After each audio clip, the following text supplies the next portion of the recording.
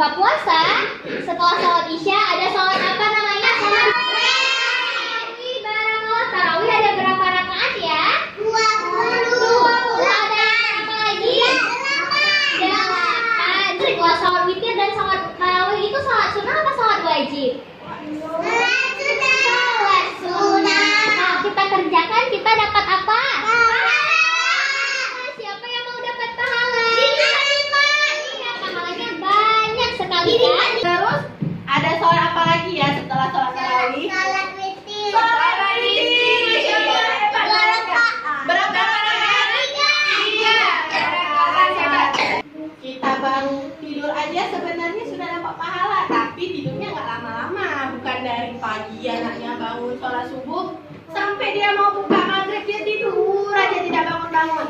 Itu tidak boleh.